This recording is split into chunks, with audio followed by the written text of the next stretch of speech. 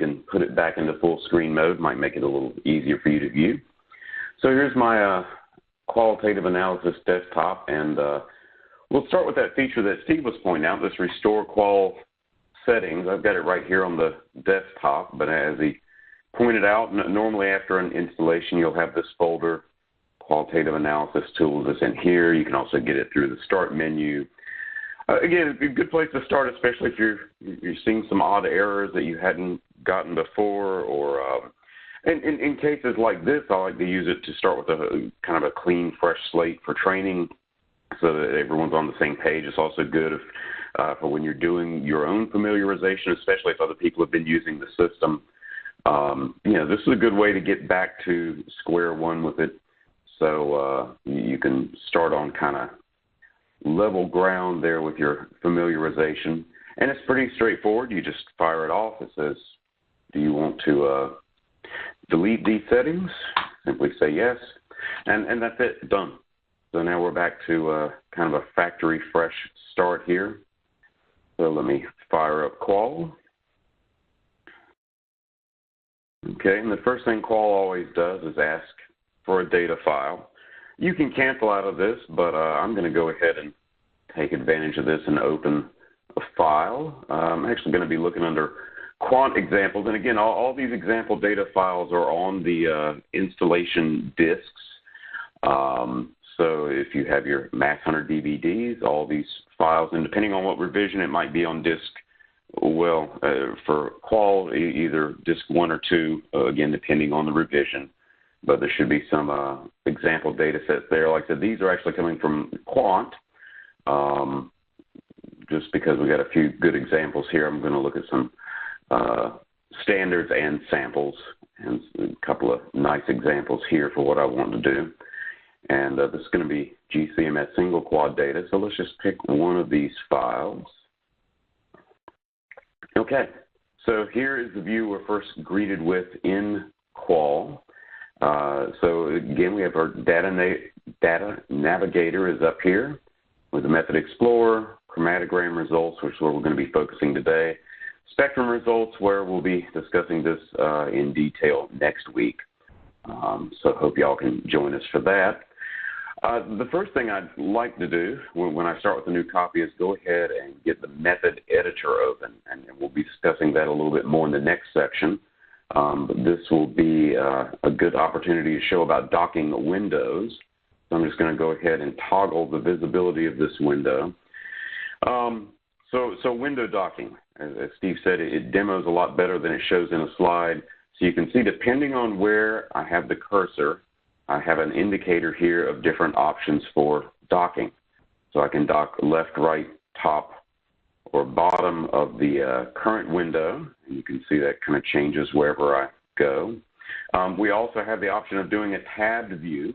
Okay, and I'll go ahead and show you that. I don't want to leave it here, but it can be a little daunting figuring out how to break out of this. If you want to get the tab back out, don't grab it up here in the title bar. Grab the actual tab itself. Just left click and start to drag, and that tab will come right back out. You can also notice, if we come to the very edge, we can also do top, left, right, and bottom of the entire application window. Okay, so lots of options there.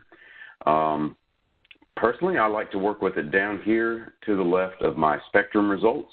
Again, you can find what works best for you, but this is where I kind of like to have the method editor pane living. You know, another nice feature, if once you get things set the way you like it, you can always save your layout, and that is nice if you've got a couple of different work modes that you work in, or if you've got multiple users on one system and you all have slightly different preferences. This can be great for that.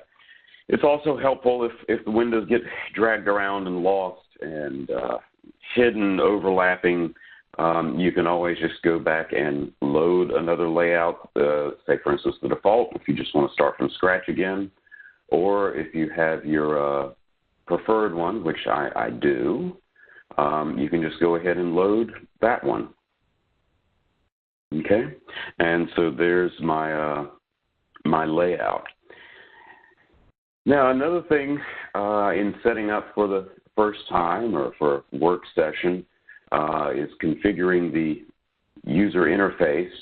You notice we've got a lot of options over here in our Method Explorer for integrating MS, UV. And today, that's not what I'm going to be looking at, not what I'm going to be working with. I don't need a lot of these extra menu items.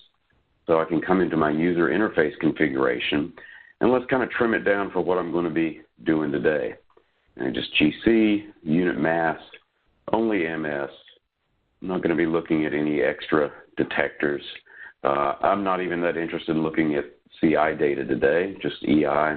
And again, showing advanced parameters is a good feature to go ahead and enable. Like I said, it gives you a little bit more power and flexibility in some of the peak filtering choices and just a few little various places in the method editor that opens up a few more options for you.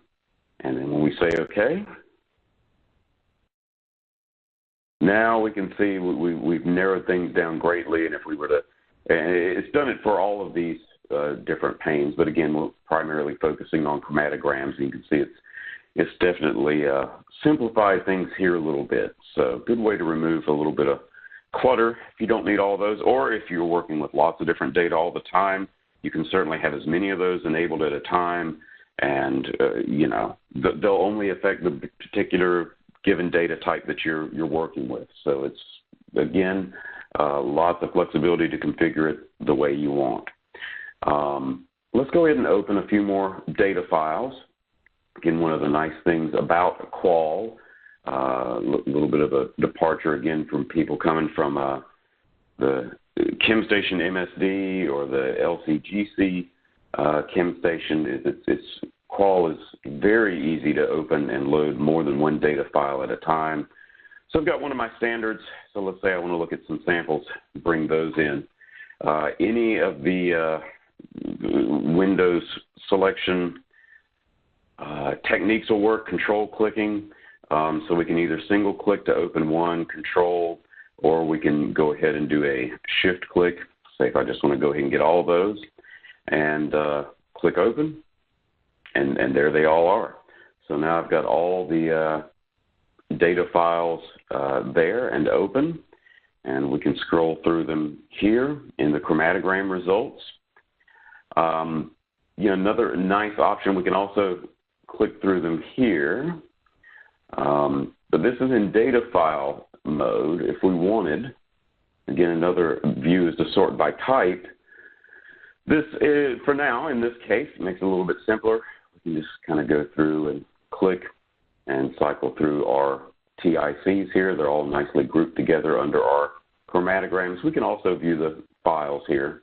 But this is a good way to navigate and kind of a good, you know, this will set us up for the next demo after our after the next series of slides. So that's a brief look at getting Qual set up and open. I'm going to go ahead and see what questions we have, Steve. Thank you, Howard. We do have a couple of questions here. The first one reads, do you have a way to calculate retention index? If I run my own standards and process that, can I calculate retention index? Not in Qual. So Qual does not have any retention index functionality as of now. We are looking into that, but for the time being, the software I'd recommend using would be Unknowns Analysis, which is installed with the quantitation package. Unknowns Analysis can very much work very nicely with retention indices. So check out Unknowns Analysis, which is it's a MassHunter software included with the MassHunter Quant package. Okay, thank you. Cecilia, do we have anyone with a question over the phone? Not at this time, but again, that is *1 if you would like to signal. Thank you. There is one unaddressed question in the Q&A about identifying molecular formulas of unknowns using an LC-TOF. the question is, during the presentation, will we be demonstrating how to do that? Steve, can you comment on that? In this particular session, no. So we'll take that question offline, and we'll give you either a phone call or an email on some of the features that are available with MFE, molecular formula. Perfect. Okay, great. I think that's all. Those are all the questions that are on the WebEx platform at this point. So, Steve, I guess I'll pass things back over to you to continue with the presentation.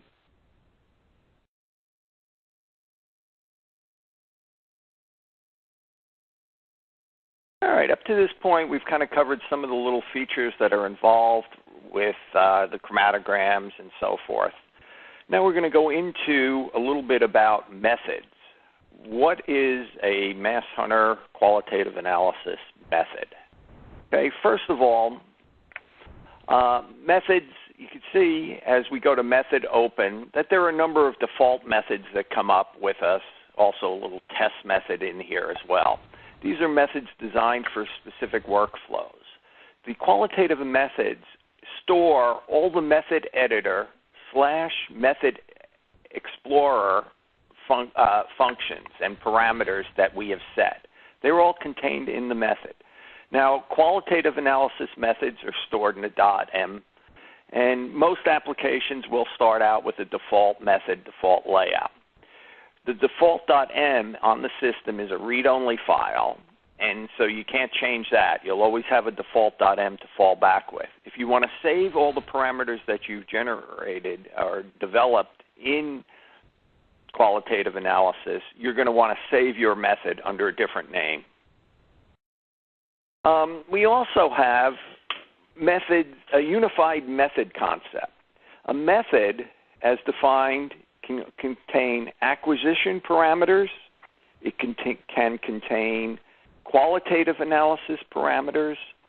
It can also contain quantitative analysis reporting. They can all be stored in one method. And then this method operations on this or with this method can also be automated to run from a sequence or a work list. So the method can contain one or more of the parameters from acquisition, qual, quant reporting. Okay, let's look a little bit more now at the Method Explorer. What the Method Explorer is in qualitative analysis is kind of the table of contents for all the things that you could do in a particular workflow and a particular configuration. Okay, items in the Method Explorer automatically display then the method editor. In other words, if I was to click on one of these functions here or one of these Method Explorer items, it would bring me into the method editor, allowing me to define or refine those parameters that I want. Okay, and these are dynamic. As we saw with Howard during his demo, when he changed what instruments he had configured, the menu items in the Method Explorer changed. Okay, once we click on something in the Method Explorer, it brings up the method editor. The method editor allows us to refine these parameters. For example, if I was to select integrate, right, I have the integration algorithm that I'm going to want to choose. I have the ability for setting up system suitability parameters. Peak filters, okay, what am I interested in the small peaks? Do I want to set an area threshold or something along those lines? And then I also have the results.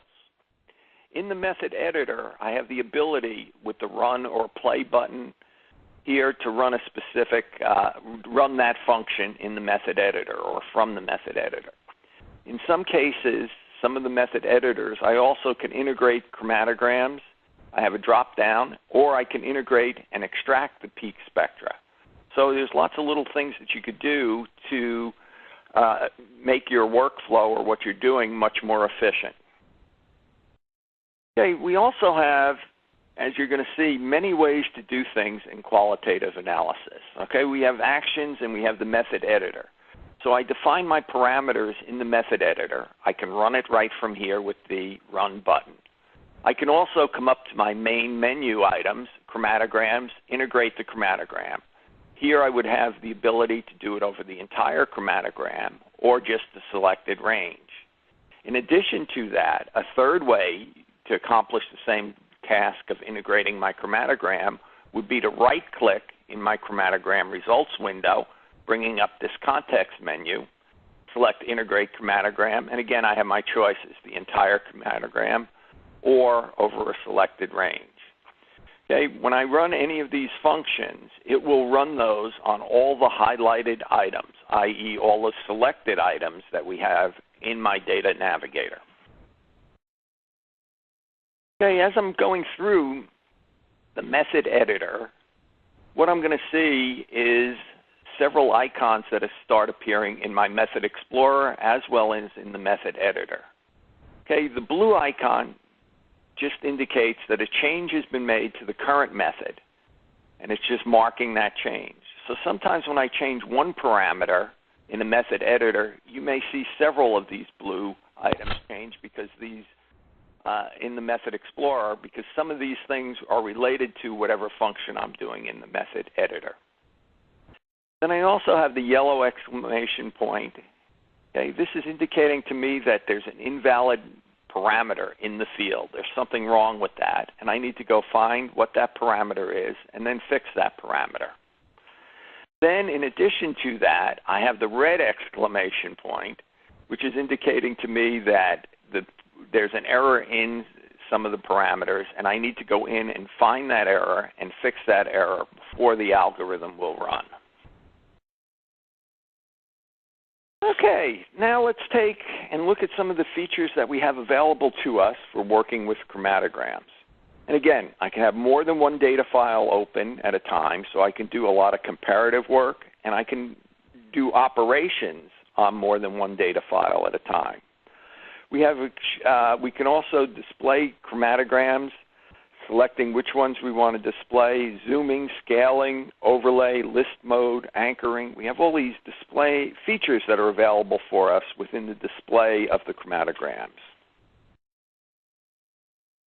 Okay, one of the first things is we have the define chromatograms. So if I come over to my Method Explorer, define chromatograms, what do I want to look at? Okay, do I want to look at a base peak chromatogram, a TIC, extracted ion chromatogram?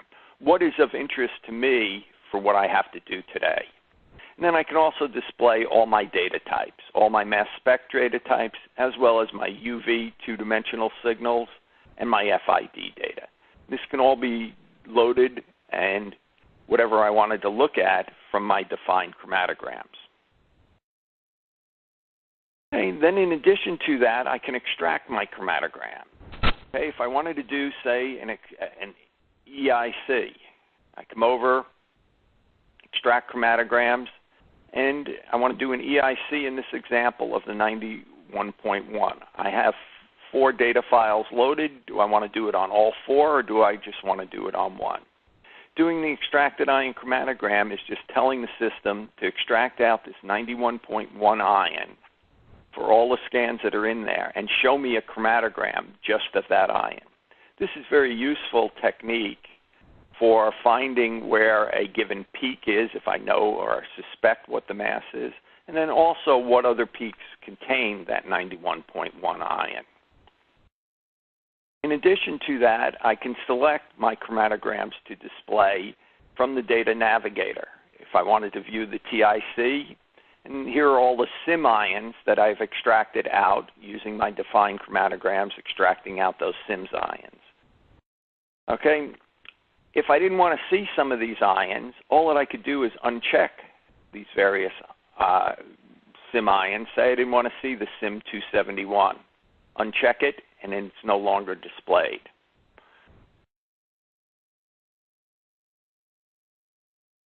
Okay, you also have, in the chromatogram results, the ability to display a number of windows, up to 10 of them. So in this example, what I have here is I have 5 chromatograms selected, okay, and I have my windows set to 6. So I see all 5 of those chromatograms. Now I have the same 5 chromatograms selected here, but I have my windows set to 3. So I see the first 3, much larger, gives me a little bit more to see there. And what's provided then is a vertical scroll bar, which allows me to scroll and see chromatograms 4 and 5. I also have 2 modes of operation here. I have a list mode, which is essentially separated. I can view each chromatogram separately in a separate, let's call it sub-window, within my bigger chromatogram results window. Or I can put those in overlaid mode. In overlaid mode, you could see that the various chromatograms and the responses can be compared in there. Very useful for comparative type work again. In addition to that, I have the ability to anchor a given chromatogram. Say, for example, I want to compare the TIC and see which SIM ions are associated with various peaks in my TIC.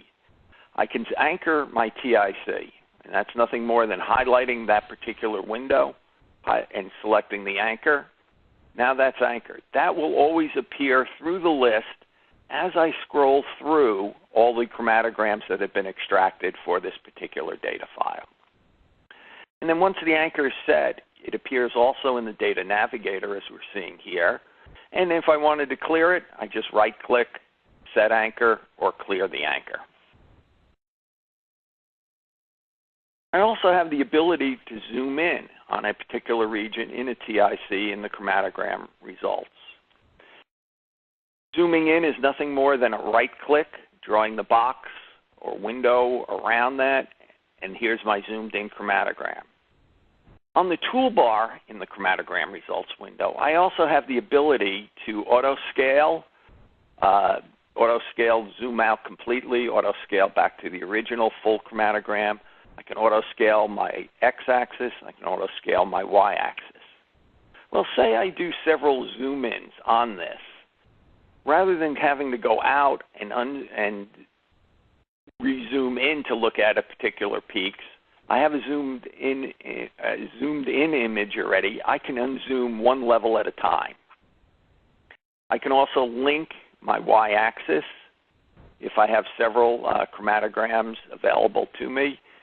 Then I also have, what do I want to do with scaling on here? Normalization. I can have the scale off, scale to the largest in all the chromatograms, scale to the largest in each, or I can scale to the largest over a selected range. This gives me lots of power in visualizing lots of chromatograms as I'm going through and analyzing the work that I'm doing today. And then one last feature that I have here is the ability to customize the display that I have. For example, if I come to the configuration menu item, chromatogram display options, it brings up this window here. I can also get there by using inside the chromatogram results window, this hand icon brings up the same window.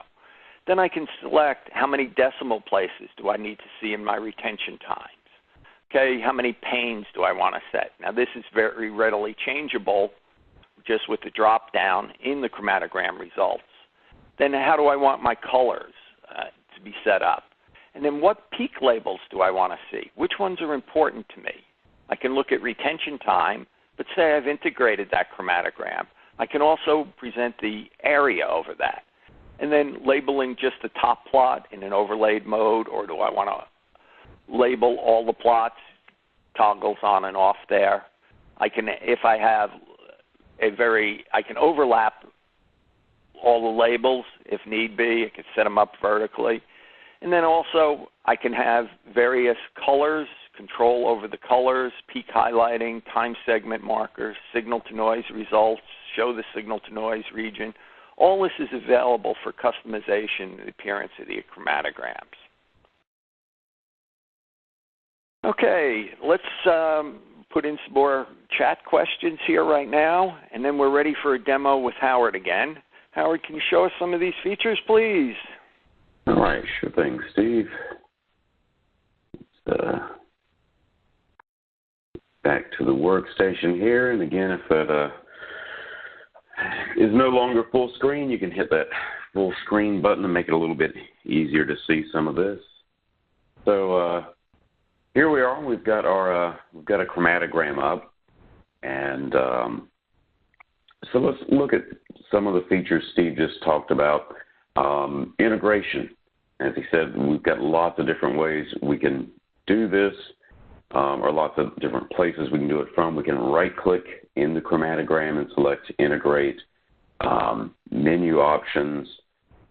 We can even hit the little play button here in our method editor, okay, after selecting the integrator we would like. And I'm going to stick with the Agile 2 here, and let's just do that. And there we are. You can see we've got now the peaks are integrated, all nice and shaded in. If we want to expand our view, say if we wanted to see 2 or 3 chromatograms at a time, we can do that. Now notice our other TICs did integrate. They were not selected, but that's easy enough to remedy over here. Again, just do a shift click, and then one other place where we can integrate is we can just right click and integrate. Okay? And so now all of our chromatograms are integrated there. Okay? Another feature we can look at then, so this is in list mode. All right, so we've got 3 chromatograms showing at one time. We can also go into an overlay mode, all right, which in this view right now with all of these is a little confusing. As Steve said, it's pretty easy to switch things off and on here. Another nice feature I'd like to point out is that we have these little green boxes here, or little green check marks. One thing we can do, say for instance, if I just wanted to look at, say just these 2 here that I've selected, again with just a control left click, I can select the show only highlighted items, and that just immediately brings it down to just displaying these 2. Now another thing, we'll go ahead and look at some chromatogram display options here. Make this a little clearer. You'll notice only one chromatogram is being labeled. That is by default set up here, label top plot only. So if we turn that one off now we can see both chromatograms are labeled. At this zoom level, not every peak is being labeled. Again, another choice in the configuration. Okay, but I will show you that if we zoom in, all the peaks are integrated. They do have retention times. It is simply a function, again, in another option here, chromatogram display options, allow overlap with other labels. By default, that's disabled. If we turn that on, you will see, now if we zoom all the way out, and we'll show you a few more zooming things here in just a second, but now you'll see everything's labeled. It's a little busy though. So, again, depending on preferences, a lot of times it's a little better and cleaner to keep that turned off. I'm going to turn this overlap back off there, okay, just to keep it cleaner. Zooming features, let's look at some of those. So when I'm zooming, I'm just doing a right click and drag, okay, and we can zoom over a region that way. We can keep going in multiple levels. We've got this unzoom, so we can back out and then re-zoom in on things. We can auto scale Y. We can come all the way back out here. This does a full unzoom there. Another nice little feature that I like to point out, not in the buttons up there, but you'll notice if you bring your mouse down to the X or Y axis, the cursor changes to that double arrow. When that cursor is available, if you right click and drag, you can now shrink and expand around the center, okay? And then a left click and drag will allow you to move in that motion. Same thing happens on the Y axis, right click and drag, And, well, the left isn't quite as useful, but still an option, okay? Let's zoom back out. And, again, handy buttons up here. Let's just go ahead and re-enable everything, go back into list mode.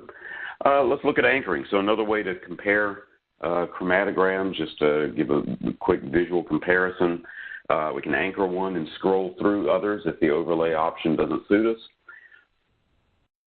For that, we would simply select one chromatogram here, and then we can, again, lots of different ways to anchor. We can right-click, set anchor. There's the anchor icon there. Just going to go ahead and set the anchor. Now, note that the anchor does not is not counted in our total number of visible panes. Okay, so even though we have 3 selected, that is actually for the number of non-anchored chromatograms. You can only anchor one chromatogram.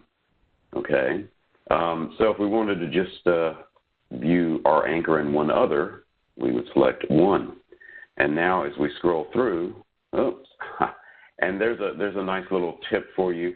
If you click up here and change this and then start to scroll without clicking elsewhere, it will scroll through that. So click in the chromatogram region, then scroll with your mouse button. Okay, or click. Again, lots of ways to navigate, whatever you find works best for you. We can clear the anchor right here.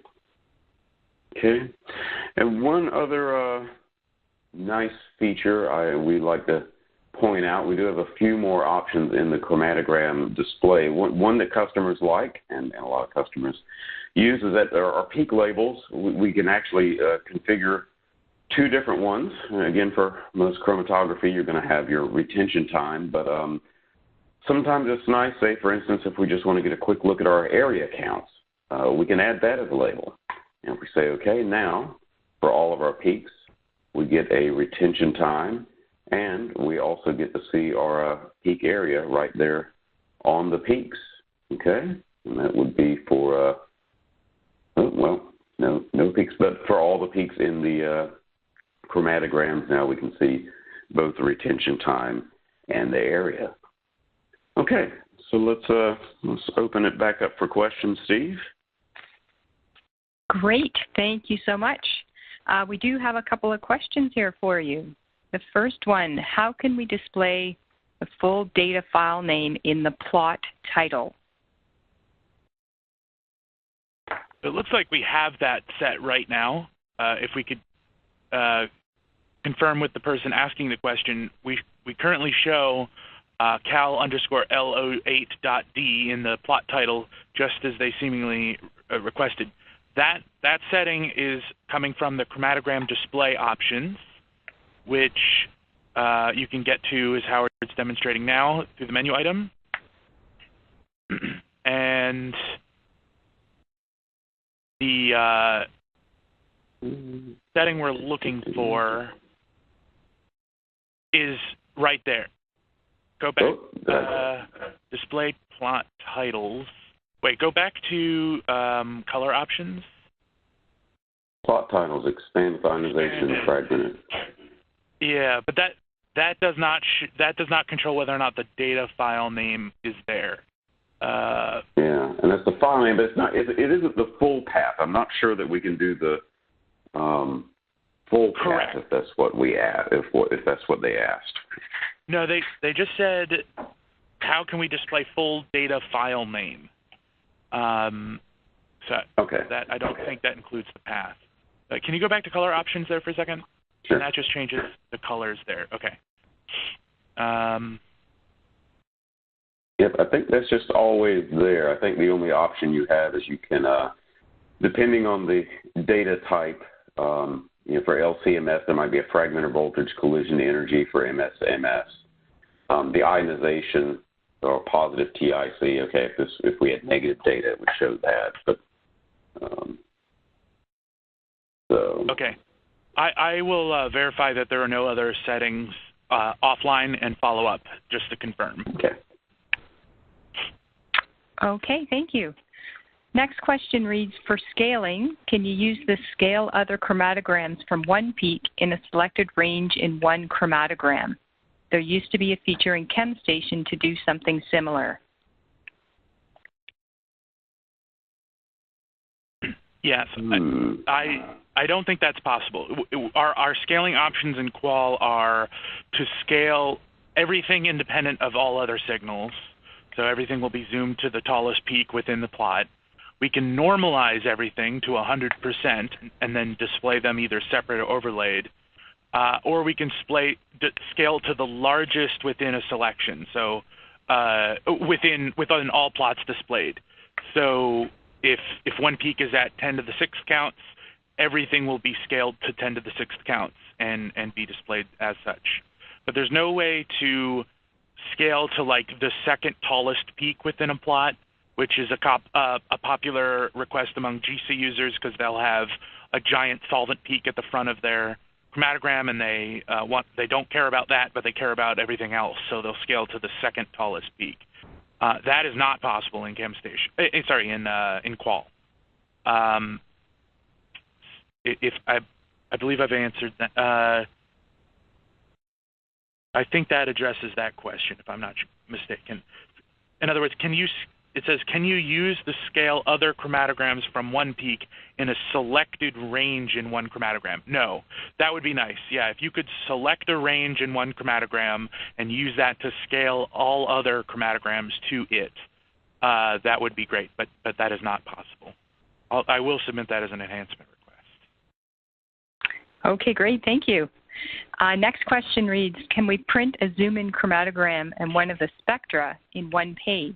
We can only print a full-range TIC and spectrum. Howard, can you go to the reports? Okay, so you have plot limits. Yeah.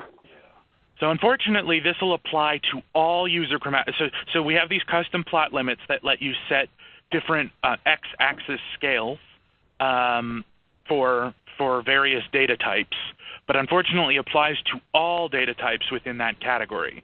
So if you say 2 to 10 minutes on your user chromatograms as shown here, all user chromatograms will be from 2 to 10 minutes. So you can't have one showing the full range and then another one showing a zoomed-in range. That would be great, but not currently available. I will also add that to an enhancement request list. Okay. Next question. How do you create an integration method? Okay. Howard, do you want to take that? Basically, an integration method would just be a method that does integration. So right, and the integration settings are part of the method. So it would just be a function of selecting your integrator here in the under chromatogram integrate. Well, in this case, these are MS, and then selecting the integrator. A lot of these don't have parameters, and that may be what the question's referring to. For say, if we did go to the general or the ChemStation one, then we do have parameters. So this would be, I guess, more akin to like the old ChemStation, if you like integration parameters, if that's what they're referring to. Okay. So here's all the settings from ChemStation: our slope sensitivity, peak width, all the things we remember and recognize from there. We've got a couple of different things. There's our general one, which a lot of MSD ChemStation users will recognize as I believe that's the RTE integrator. Okay, and there's a few other ones here, but several of these don't have parameters, and that if that's what the question's talking about, then for instance, the Agile 2, the Agile, these are what we call parameterless integrators. So really, it's kind of like you set it and forget it. You select the integrator and that's it. Now, having said that, you can still, the peak filters still apply for any of the integrators that we select. So for instance, if we wanted to say we only cared about our the largest 5 peaks. We could set that, and then those are the largest 5 peaks in that chromatogram. So these settings are obeyed by all integrators regardless of whether or not there are parameters that can be set. But many of the integrators in Qual do not have parameters. The ones that do, if you select those, then those parameters show up down below. Okay? And if that doesn't answer the question, you can clarify. Feel free to, text us another little message there. But that's where you would set the integration for the methods. Okay, thank you. Next question. Can you save all the information as peak areas and retention times automatically after integration, as well as an integrated file, so that you can open it up later? Well, anything we do here, like say right now, if I saved this file, okay, so I've got my Cal L08, I've only got my top 5 peaks integrated. If I went, and let me switch back to I'm a little more comfortable with the data file view here. So if I selected this file and said Save Results, and then if I close this data file, now if I reopen that data file, and this is one thing that Steve was pointing out, and I'll emphasize it again because it's important, you'll notice by default the load result data is selected, okay? And that was the file we were just working with. You'll notice if I click over to this one, my Cal L07, notice this is grayed out, and that's indicating to me that there is no result data in that file yet. I haven't opened that file, haven't looked at it. For L08, though, I get the option to load result data. If that is checked and I say open, it brings that file right back in, and you can see it's just as I had left it with those top 5 peaks integrated. Okay. The thing to be aware of, though, and again, let's close this again, and we can do that from a lot of different places. Oops, just want to close that one. Okay. If that box is not selected, then it will not be, and it'll open the file just as it was before we did anything at all to it. Okay. So now those results are still there. Okay. And as long as I don't save the results now, obviously if I save the results now, then there's nothing there, and it would overwrite those other results. But again, if I just close this data file, and okay, it's asking me, do you want to save the results? I'm going to say no. And then if I open it again and make certain I have load result data set, then there's my results again, the top 5 integrated peaks. And Howard, I'm going to add here, even though we're just working with chromatogram results here, any mass spectra that were found, either user spectra, compounds, the background spectra, all the available information is saved in that results file. So when you're finished, your boss comes back 6 months from now and says, well, what did you do? Did you look at this peak? Did you search this peak in the library? Well, all that information then can be found, again, in the results file. Okay, thank you. Next question reads, in overlay mode, instead of having the chromatograms directly on top of each other, can you add an offset so they are stacked but offset by 5% or so? Yes, the staggered overlay. That's a very common request, but it's not possible to do. There is an already established enhancement request in place to Qual to implement that, but it has not been implemented yet. Very common, though. If you could supply your contact information, we can add you to that enhancement request and notify you once that enhancement has been implemented. Okay, great. Thank you. Next question. I'm interpreting this question to read how to show signal to noise, how to show S/N. Yes. Okay. That is in the next part of our presentation. We will do that. So just hold tight. Okay, excellent. Next one. Is it possible to use different colors in one chromatogram? not one chromatogram, unless you're overlaying different chromatograms. But within one chromatogram, everything has to be the same color. But if you, for example, Howard has displayed one black chromatogram, one red chromatogram. If he clicks the overlay button now, you will see them as two separate colors. And so there it is, two colors in one chromatogram, but they're overlaid. Or multiple ones, yeah. Yeah, exactly. Actually, I have several, but yes. Yeah. So it'll just overlay different colors to produce that plot, but there's no way to have one chromatogram with multiple colored regions within it. That's not possible. Okay. Next question here. Is it possible to create a custom analysis report, or are we bound to using the options available? I find that some of the sample and instrument information in the fields at the top of the report are cut off. Okay, there are two reporting mechanisms in this version of software. There's a Excel-based reporting mechanism and a PDF-based reporting mechanism. The Excel-based reporting mechanism uses Excel to generate the report output using Excel-based templates. So you can open those templates in Excel and alter them how you see fit. So you can increase the width of columns if stuff is too small or too big to fit in the already allotted width. You can change the font size. You can do anything like that. We have a training CD. There's a DVD that we can order for you. It's no charge. Called the MassHunter Reporting User Information DVD, where you can watch a whole bunch of videos on how to alter Excel-based reports. I think it's called the Reporting Designer User Information DVD, but it's available from SubscribeNet. You can download it or order a physical copy. That will show you how to modify Excel-based report templates. The PDF-based report templates use a code called XSLT, which stands for Extensible Style Sheet Language Transformations.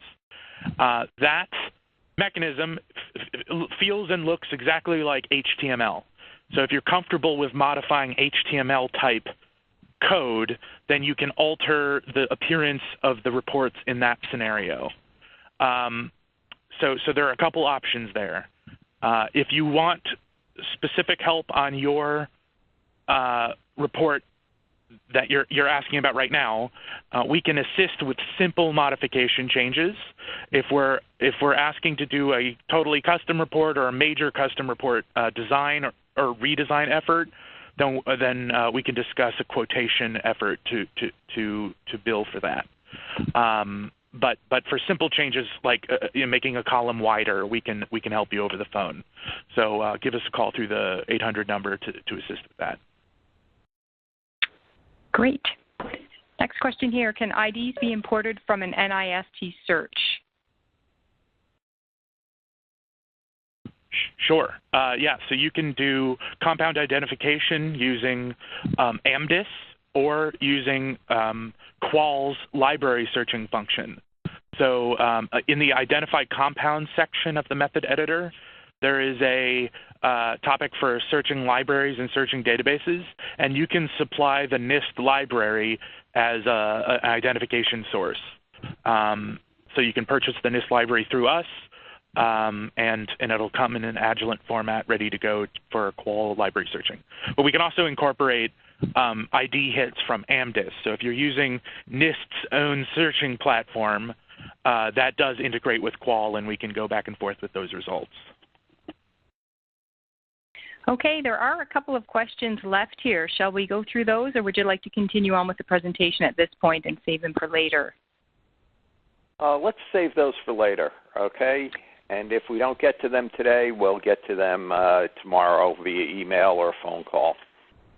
Perfect. Okay, Steve, I'm going to pass things back over to you. Okay.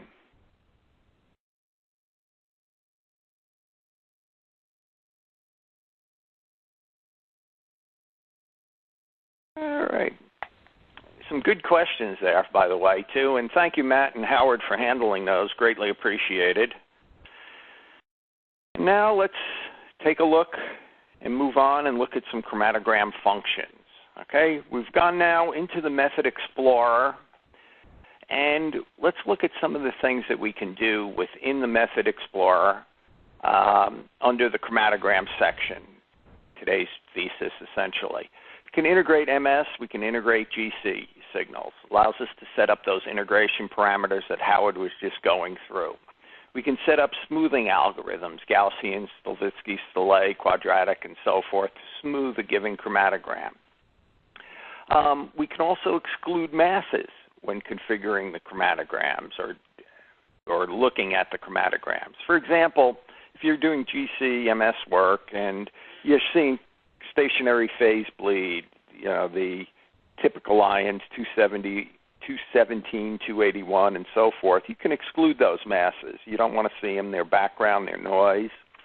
We can also calculate signal to noise.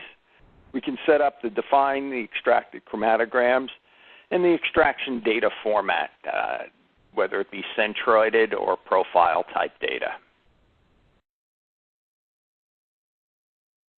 Okay, let's look at the extraction data format. Okay, data files can contain either centroided data, profile data, which is the raw data. It's a spectrum associated with each data point, or it can contain both types of data. Okay, the centroid data is most typically used. Okay, why? Well, the information that we typically need for library searching and so forth is right there in there. It's 10 times smaller than the profile data. The profile data then would become useful when we're optimizing acquisition parameters, looking for a mass defect or the center of the mass centroid. Well, here's an example. Profile data is essentially a continuum of that data, point by point, whatever masses wound up coming and the intensity of those masses. Centroided data is the old stick diagrams. It's been centroided. We looked at that, found out where the apex of that peak is, and essentially have the stick or the centroid associated with it. Well, the next question is, well, how do I get profile data? Profile data is an acquisition parameter. It has to be saved during the acquisition or acquiring the data, essentially. And in most cases, it just winds up being a centroided or being a checkbox or a drop-down that you would select for saving that profile data. When we come into this extract data format, what we have is centroid, profile when available, otherwise centroid. If you pick the centroid or profile data and you have not saved this data in the acquisition, you will get a message telling you that that data set's not available. And likewise, we can do that centroided and profile data for chromatograms and or mass spectral data. Okay, we can also extract these defined chromatograms. We've kind of looked at these. We come into our Method Explorer, Method Editor, and extract out those. When we extract those out, what winds up happening is you could do that on one or any select or all the data files, essentially. And there are various types that we have available to us. Okay, the list of chromatogram types is fixed for all the instruments. So when we look at that, we have various choices here. Ones available to us are the total ion chromatogram. This is essentially all the mass spectra, all the masses that have been attained, the intensity of those, and versus time. Okay, the base peak chromatogram. What happens in the base peak chromatogram is it will take each data point and it will normalize it onto the biggest mass spectral peak in there. The base peak chromatogram has a tendency to give you some lower baselines because now everything has been normalized in that base peak chromatogram. The extracted ion chromatogram is something that we would select or do in the method editor here, and we would select the ions that were of interest to us. We were using the 91.1 ion, benzyllium ion in some of the previous examples. And you could look and see which peaks in the TIC contain that 91 ion by doing an extracted ion chromatogram just of that single mass. Selected ion monitoring would be available for SIM-type data, most typically in GC single quads, also in LC single quads as well. Then we can also extract out data for other chromatograms, whether it be a GC, DAD, ADC, analog to digital, some other type of detector. We can also extract out the instrument curves for LC only, percentage composition, temperatures, and so forth. And then if we had triple quads, and if we were configured for a triple quad, we can also extract out the MRM data, multi-reaction monitoring, given transition. We can pull that out. And we can also do precursor or neutral loss chromatograms.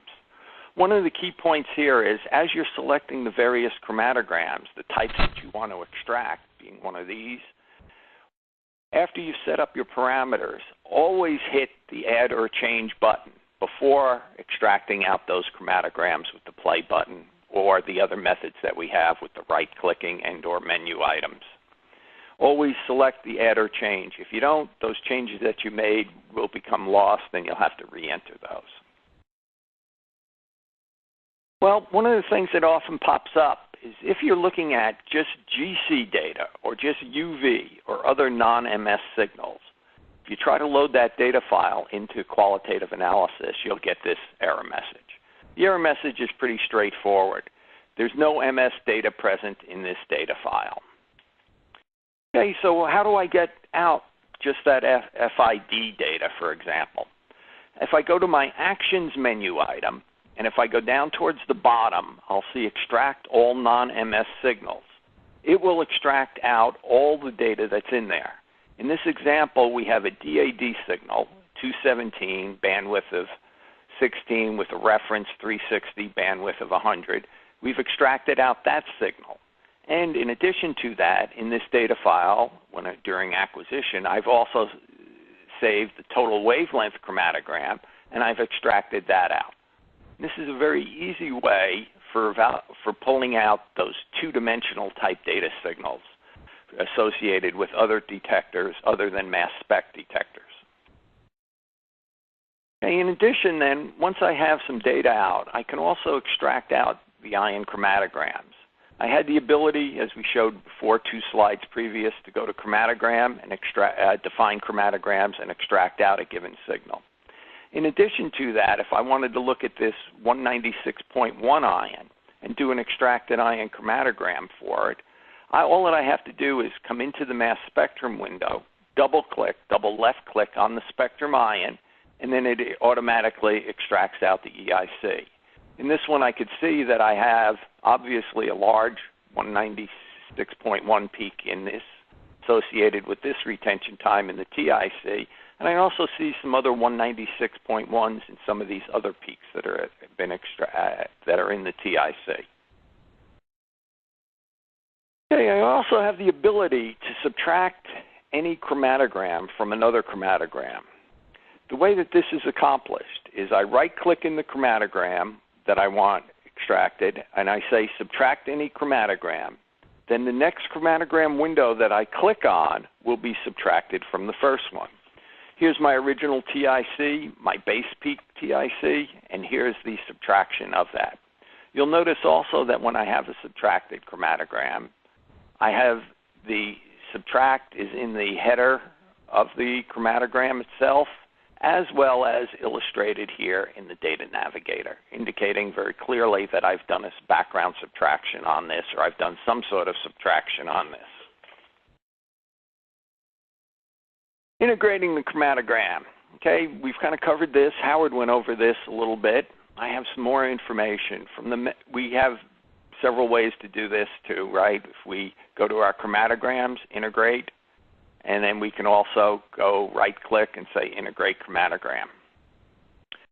A little bit more information about this. I can also go into the method editor, integrate, pick the integration algorithm that I want to use, and what do I want to do with those? Peak filters, Howard showed us, limited to 5, right? It only shows me the 5 largest peaks. But more interest here is also the results tab. Do I want to highlight the first peak or all the peaks? Most typically what I do is highlight all the peaks. So as I do an automated integration and extraction of the mass spectrum peaks, the next step I may want to do is a library search on those. If I have all the peaks highlighted, then essentially what winds up happening is the search algorithm will go through all the highlighted user spectra that I have there. And then just a little bit more about those integrators that we have available to us. The Agile 2 is the default integrator. This is our third generation of parameterless integrators that's available to us. It does a better job than its predecessor, the Agile integrator, right? With baselines, it has higher sensitivity to the smaller peaks. It will tend to find or integrate those. Then our Agile integrator, although the Agile 2 is a very good integrator, for those people that have used the Agile integrator previously and need to continue working with that, the Agile integrator is still available to us.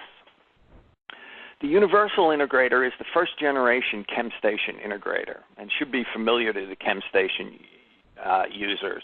And as Howard showed us, we have, when we pick these parameter integrators like the Universal integrator, we see the parameters just popping up right in the window there, and we can set those parameters for what we need.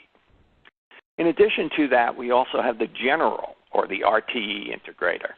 This is familiar to the MSD ChemStation users, and the areas in this and the Universal integrator are generally 10 times smaller than what's seen. And that's how the integrator goes about and does its slicing of the various time ranges within that integrated chromatographic peak. So the numbers differ. We also have our first generation parameterless integrators, okay, and this was basically designed for MS type data, i.e. the data that you would find with triple quads and or QTOF systems. Okay, generally, these were first generation. They required 64 data points across the chromatographic peak, okay, which in some cases may be hard to obtain, especially in short chromatographic runs. They're still available on the system, whether it be the MS or the MS for GC type data. Most people aren't using these today. Then the last integration algorithm that we have here is the ChemStation algorithm. This was our second generation ChemStation, slope sensitivity and so forth. And this is intended for UV type data or LC type data where we have much broader type peaks. And it does a good job of finding and locating those peaks and hence integrating those. Okay, after I've done that integration, I also have the ability to look at those integrated peaks that I have and various information about those. Okay, so I've integrated my chromatogram here. Now I want to see just a table or a peak list of those. I can come over to my View menu item, Integration Peak List, and it will bring up this window over here to the right. Or I can use the icon on my toolbar, Peak with the table next to it. Then once I have these tables up, as you're going to see in MassHunter Qualitative Analysis, many of these tables are configurable. What parameters do I want to see? So if I just right-click on the peak list header, add and remove columns, I can add and remove columns as necessary there. Okay, so we can configure those tables. Most people will wind up configuring these for the types of work that they're doing and what the information that they need in that table. Okay, we can also, tables can be moved to different locations. The table is also a window, a dockable window or an undockable window. We can move it around and so forth there. We can split it for easier viewing. We can add and remove columns as we just showed. And if I wanted to move those columns around, all that I have to do is click on the table header and say I want to put type next to retention time. I would just click and drag on the type, drop it over here, and it would now say retention time type. And Howard's going to show us this in a few minutes here, how to move those headers around. One of the things that we always wind up doing now is manual integration. Okay, I have a TIC here that I've looked at, pesticide sample it happens to be. I've calculated a signal to noise using the auto RMS algorithm. Here's my peak. Well, I don't like the integration that's available with this peak. So what I need to do in my chromatogram window is turn on the manual integration. Then I will see the tick marks appear for all the peaks in the chromatogram. And all that I would need to do for this is to move those tick marks to where I think the integration should be. Once I've done that, I know I've manually integrated this peak because it's going to appear in two places. Next to the retention time, this asterisk that's located right here will illustrate that it's been manually integrated. Then in addition, in my integration peak list, in the type column, I have an M appearing, which indicates that I've manually integrated it. Okay, getting back to our signal to noise and to our question that we've had on that. In the chromatogram section of the Method Explorer, we can also calculate our signal to noise. Okay, and there are several signal to noise algorithms that are available to us. If I choose automatically compute when chromatograms are integrated, it will also calculate the signal to noise. And in the chromatogram results window, it will display the signal to noise for the largest peak. In this case, the 6.431 is the largest peak. Here's its signal to noise, 378.7. Okay, well, you have the ability in the signal to noise calculations. You can define your signal based on height or area. And then we have several noise definitions that are possible for us, peak-to-peak, ASTM, and RMS type noises. Well, one of the things that's very important when we're calculating signal to noise is how do I define my noise region? Well, I have the ability to specify specific noise regions. Say I wanted to use from 8.1 to 8.35 or something in this region, right? I could specify that, and every time I execute this algorithm, it will use that specific noise region. In addition to that, I can also have the system determine the noise region for me.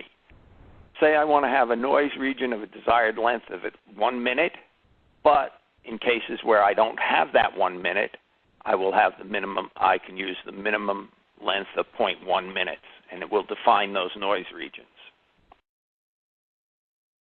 Before we go on, let me just tell you a little bit about how this integration algorithm works. Okay, when you calculate the signal to noise, it locates the largest peak, and in this case, desired length of 1 minute, minimum length of 0.1. Okay, it will then start looking forward. Is there any noise region here? Well, obviously no. Then it moves into this region. Does this meet the criteria? If it's no, it will move forward to the next noise region. Does this meet the criteria? If no, move over to here. Then, if it still doesn't find it moving forward in the chromatogram, it will come to the largest peak and now start looking backwards for the best noise region, or the noise region that meets this criteria of at least 0.1 minutes. If it still doesn't find it in region 4, it moves on to region 5. Okay, let's take a few minutes now and put some questions for chromatogram functions into the chat window. And then, Howard, if you don't mind, let's do a demo on this work here. All right, Steve. Let me get the application back here. All right. So back into Qual here. Let's first look at defining some chromatograms. Let's come down here in our Method Explorer to define chromatograms. Steve said one common thing, especially for GC data or any scan type data, is going to be defining EICs for ions of interest. So here we can see we've got a default chromatogram defined here. Now I want to go ahead and define an EIC, so I'm going to select type EIC. Now notice we immediately get this warning here because, and if we hover over, we can see that. And pretty straightforward there. If we're doing an EIC, we have to tell it which ion to extract. I'm going to pick 78. Notice as soon as I type in there, all my little errors clear. Now, if at this point I were to simply do an extract, define chromatogram, select all, it doesn't quite do that because I forgot one very important thing intentionally. is that we either need to, once we define one down here, we either need to add or change the currently selected one to this definition in order to extract it. So now notice I've extracted all these BPC, the base peak chromatograms. Not what I'm interested in at this time. Now they're all highlighted. I could delete them, but one nice feature I'll point out in Qual is the undo, which just like in most window applications, we can do Control-Z and it's gone. Okay, so that's a really nice feature. There are also keys, of course, and you can even see we've got quite a bit of undo history there. We can go back through. Okay, so that's a nice feature to keep in mind if you accidentally delete something or add a bunch of signals that you don't want, rather than go through and delete them one at a time or add them back. Just undo. It catches a lot of things. It'll really save you. So EIC 78, I'm going to change, because again, in this case, I'm not interested in the BPC at all. I just want to see my EIC, and we extract. And again, I'm going to extract it from all my opened files here. And there we go. There's our 78. Again, those are all selected. So if I come over here and right-click, I can then integrate. And now all my 78s are integrated. Again, going a little further, remember we can, if we want to now just look at that, quickly deselect all the TICs and show only the EICs due to the 78. Okay, so and there we have a nice example of defining a chromatogram. Let's look at a few other things that Steve discussed. I'm going to use some other copies of Qual. That's another nice feature, just like in Quant. For those of you that were attended the Quant webinars or that want to, we're going to be doing them again here in a bit. We'll go over that towards the end, but we'll be, if you're just coming in on the Qual and realize now that you missed the two Quant talks, we're going to be doing those again as well. But as with Quant, we can have as many copies of Qual open as is convenient or as memory we have. Here I've got another copy, and I'll show you some of the chromatogram subtraction. Okay, so I've gone ahead and opened some GC data, just FID data. I've got a signal here that's from a blank run, and here's one of my samples.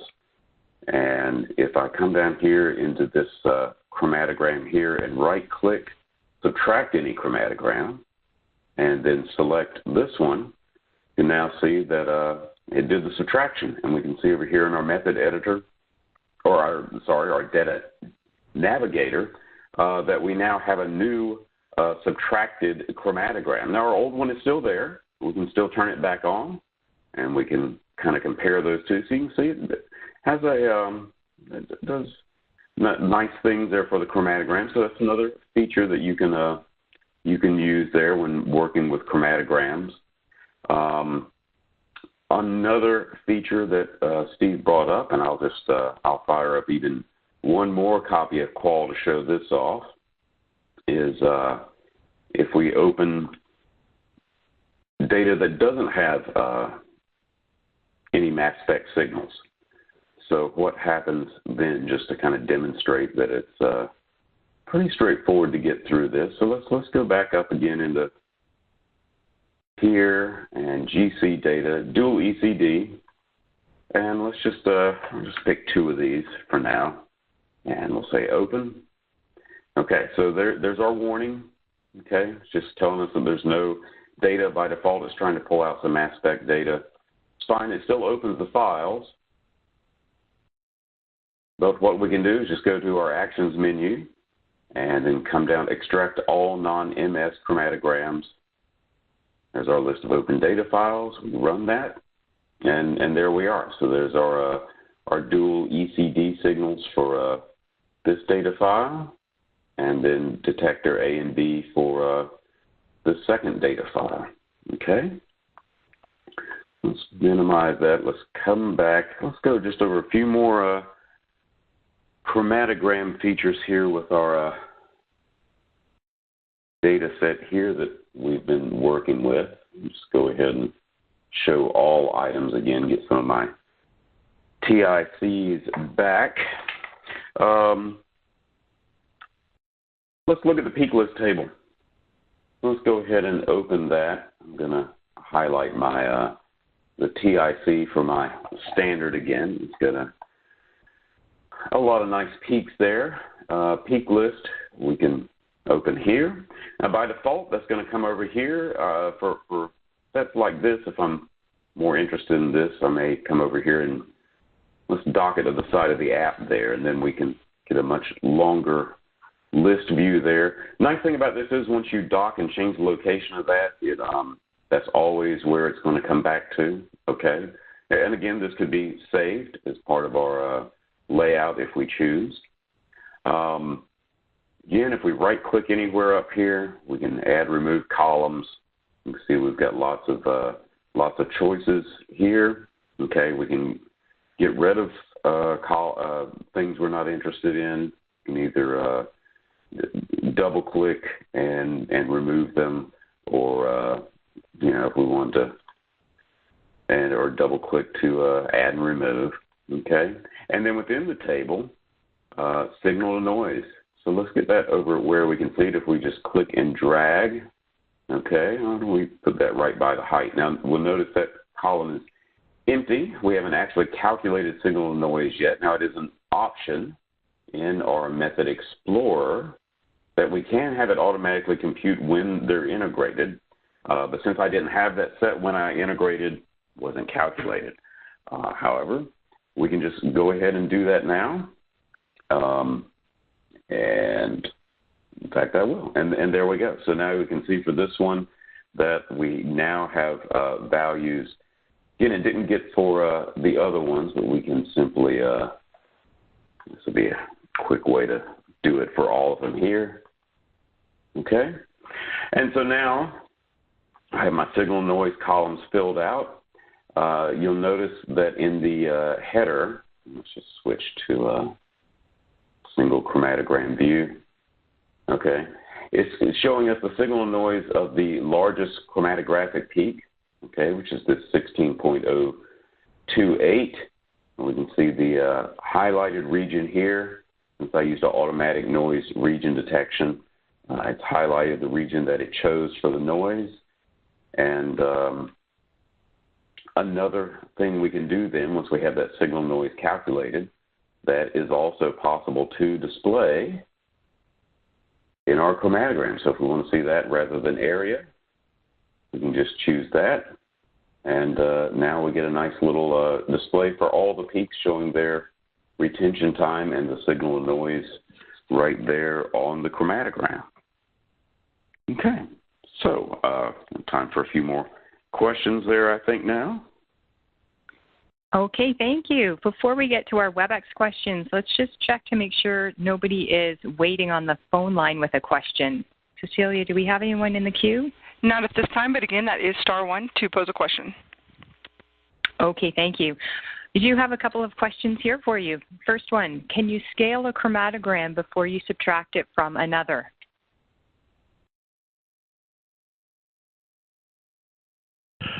No. So we can never alter. We can scale the graphic, meaning like increase or decrease the way it's displayed, but the numerical results of a data file can never be altered. So you cannot make a peak that is 200 counts, 300 counts in order to subtract something differently.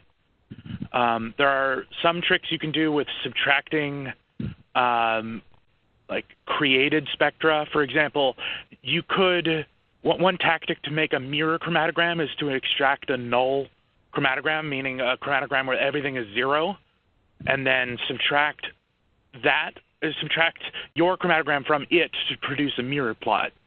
But there's no way to ever alter the scale of something beyond how it's just displayed. Am I misrepresenting or misunderstanding that question? We can ask for clarification. Okay. I think. Yeah, that's the way I understand it, Matt. Yeah, that's the way I understood it as well, Matt. Yeah. So, yeah. Okay. Okay, great. Next question here. Can you exclude masses from a chromatogram and then do a background that excludes that mass or masses and generate a background subtracted spectrum?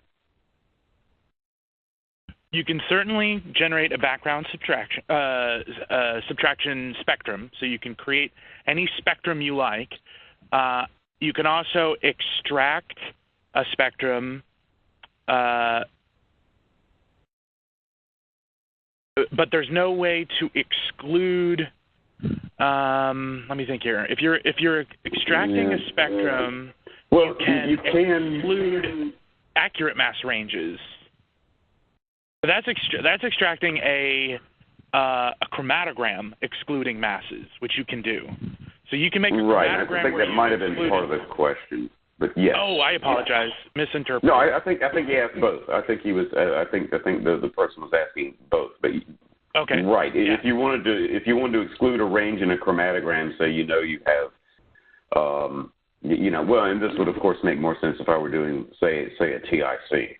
So if I knew I wasn't interested in anything, say out over 200, and I guess I don't know how it's going to like that, but let's just see what happens.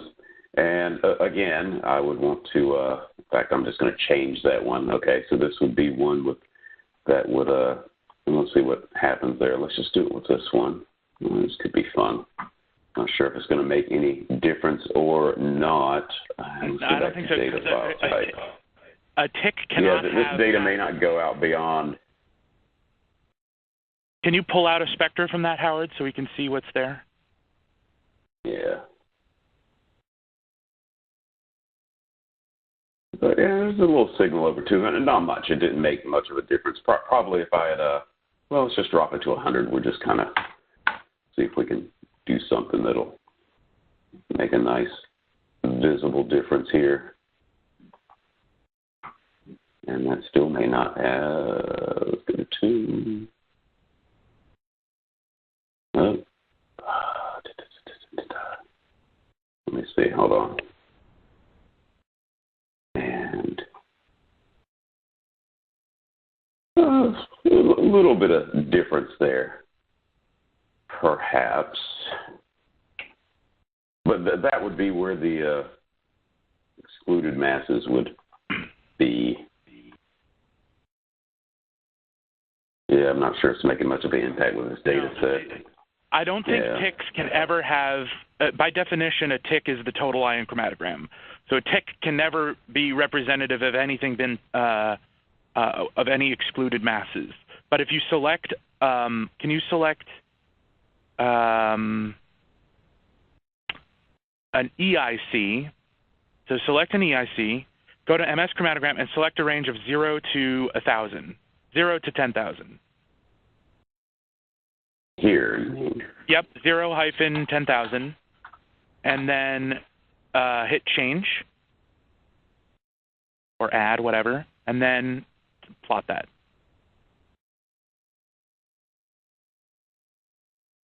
That one. That. Oh, yeah. Yeah, okay. so that is different. So now you can see differences here.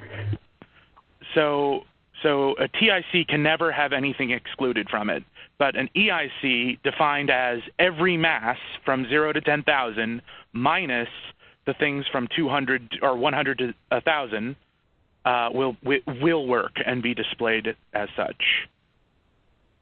And in fact, it is correctly annotating the header of this plot. So if you look at the top there, you can see that it automatically figured out that you want it from 0 to 100 and then 1,000 to 10,000, and it annotates that correctly. Okay, but back to the question. There is no way to exclude masses from spectra except as a spectrum background subtraction. So Howard, if you go into the spectrum section, extract MS spectra, and then peak spectrum extraction tab. Okay, here we have an option down below that says peak spectrum background. From that drop-down list, select current background spectrum. Okay, so Howard, pull out any arbitrary spectrum you want from any peak.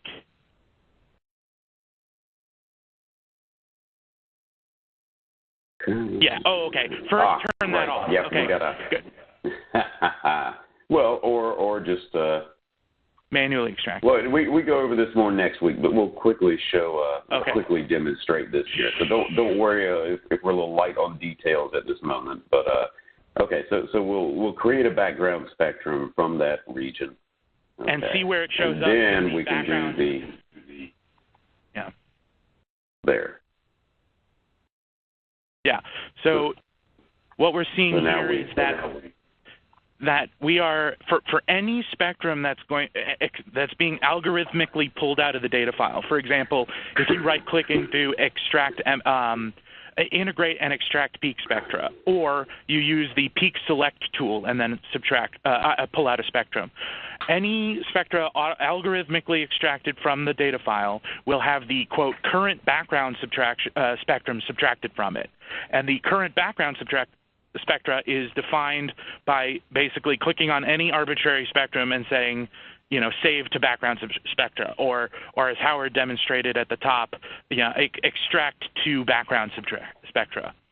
So if you can get a spectra that represents what you want to subtract and store it there under background spectra, it will then be used to pull as the subtractant from any further spectra extraction. I know that's convoluted, but it's doable. That's a good explanation. Yes, we can do that. Yeah. Okay, great. No questions over the phone.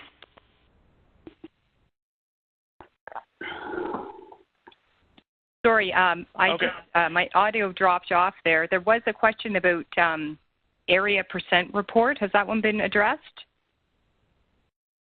No. Nope. Okay, and, this one's through the... Although, before we get to that question, there is a related EIC question here about, in the EIC, can you merge multiple ions of the peak? Howard, can you go to the chromatogram, define chromatograms box, EIC? Right at the bottom there's a button that says merge multiple masses into one chromatogram. See that checkbox? So you can specify any number of individual EIC masses to pull out, 78, 44, 914, 207, whatever you want.